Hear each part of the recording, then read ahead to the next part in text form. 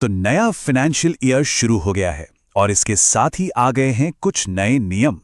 1 अप्रैल से कई जरूरी फाइनेंशियल बदलाव लागू हो गए हैं। तो चलिए आज के इस विश्लेषण में समझते हैं कि ये बदलाव आखिर हैं क्या और हम सब पर इनका क्या असर पड़ेगा। लेकिन आगे बढ़ने से पहले एक छोटा सा पर जरूरी डिस्क्लेमर। ये सारी जानकारी सिर्फ सूचना और शिक्षा के लिए है। इसे किसी भी तरह की फाइनेंशियल एडवाइस बिल्कुल ना समझें। ठीक है, तो चलिए सीधे मुद्दे पर आते हैं। हर साल 1 अप्रैल आते ही कुछ नए नियम लागू हो जाते हैं और इस बार भी कुछ बहुत ज़रूरी बदलाव हुए हैं। सोशल मीडिया पर तो आप जानते ही हैं, अफवाहें और गलत जानकारियां भी खूब फैल रही है। तो आज हम सच और झूठ को बिल्कुल अलग अलग करके समझेंगे। सबसे पहले बात करते हैं कैश की, यानी नकद लेन देन से जुड़े कुछ बड़े और सबसे जरूरी बदलावों की। तो सबसे पहला नंबर जो याद रखना है वो है 10 लाख रुपए। अब नियम यह है कि अगर कोई अपने सेविंग्स अकाउंट में एक फाइनेंशियल ईयर के अंदर कुल मिलाकर 10 लाख या उससे ज्यादा कैश जमा करता है या निकालता है, तो बैंक को इसकी रिपोर्ट इनकम टैक्स डिपार्टमेंट को भेजनी होगी। और हाँ, यहाँ एक बात समझना बहुत जरूरी है। ये लिमिट किसी एक सिंगल ट्रांजैक्शन की नहीं है, ये पूरे साल का टोटल है। मतलब अगर कोई हर महीने 1-1 लाख रुपए भी जमा करता या निकालता है तो साल के अंत में वो 12 लाख हो जाएंगे और ये भी इनकम टैक्स डिपार्टमेंट को रिपोर्ट किया जाएगा। अब आते हैं कैश से जुड़ी एक और बहुत ही महत्वपूर्ण लिमिट पर, 2 लाख रुपए। ये नियम दूसरों से कैश लेने के बारे में है। तो ये रूल आता है सेक्शन 269 ST के अंदर। इसका मतलब बिल्कुल साफ है, कोई भी किसी एक इंसान से एक ही दिन में या किसी एक सिंगल डील के लिए 2 लाख या उससे ज्यादा कैश नहीं ले सकता।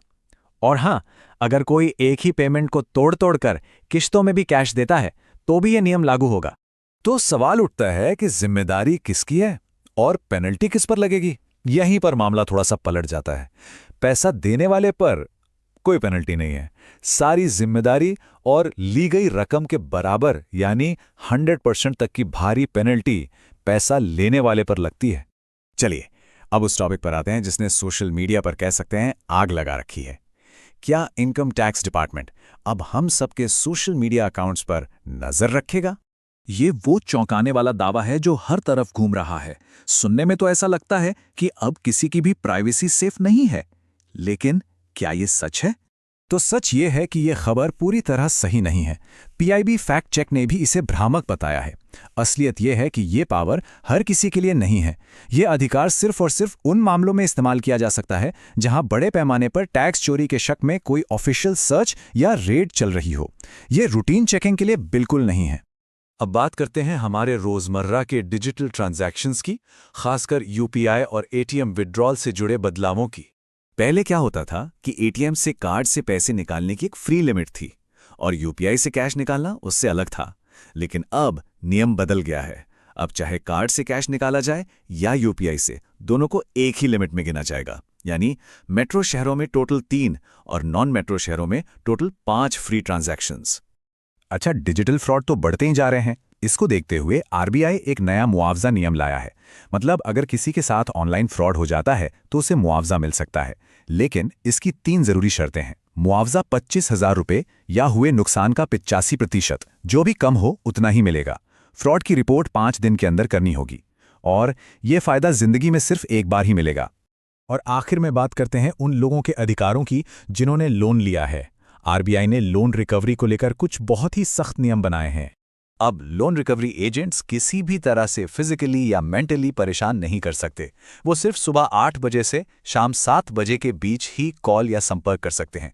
और सबसे ज़रूरी बात, वो लोन के लिए दोस्तों, परिवार या रिश्तेदारों को परेशान बिल्कुल नहीं कर सकते। तो ये थे कुछ मुख्य बदलाव।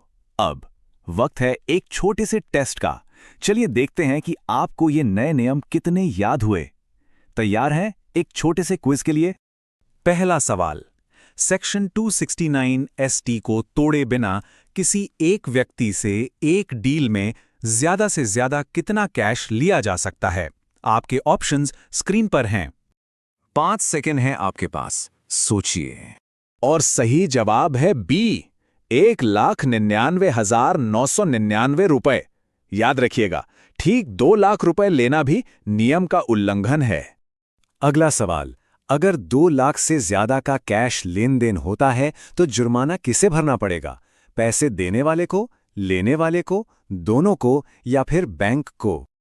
आपका समय शुरू होता है अब। जवाब है बी, सिर्फ पाने वाले को। सारी जिम्मेदारी कैश लेने वाले की होती है। तीसरा सवाल, इनकम टैक्स डिपार्टमेंट किसके सोशल मीडिया अकाउंट्स की जांच कर सकता है? सभी टैक्स पेयर्स के, या सिर्फ बड़े टैक्स चोरों के, वो भी रेड के दौरान? जल्दी सोचिए, 5 सेकंड। सही जवाब है सी। ये अधिकार सिर्फ गंभीर मामलों में और ऑफिशियल रेड के दौरान ही इस्तेमाल हो सकता है, आम लोगों के लिए नहीं। चौथा सवाल ये रहा।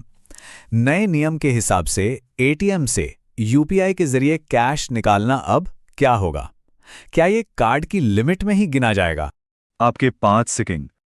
बिल्कुल सही। जवाब है सी। अब कार्ड और यूपीआई दोनों से की गई निकासी एक ही फ्री लिमिट में गिनी जाएगी। और ये है आखिरी सवाल। लोन रिकवरी एजेंट कानूनी तौर पर किस समय के बीच कॉल कर सकते हैं? सुबह 8 से शाम 7 या कोई और समय? आखिरी 5 सेकंड। और सही जवाब है बी, सुबह 8 बजे से शाम 7 बजे तक। आरबीआई ने इसके लिए सख्त समय सीमा तय की है। तो अब सारे फैक्ट्स सामने हैं। अफवाह क्या है और हकीकत क्या है, सब साफ है। अब एक सवाल सबके लिए। इन सभी बदलावों में से ऐसा कौन सा नियम है जिसका हम सबकी रोज की जिंदगी पर सबसे ज्यादा असर पड़ेगा? सोचिएगा जरूर।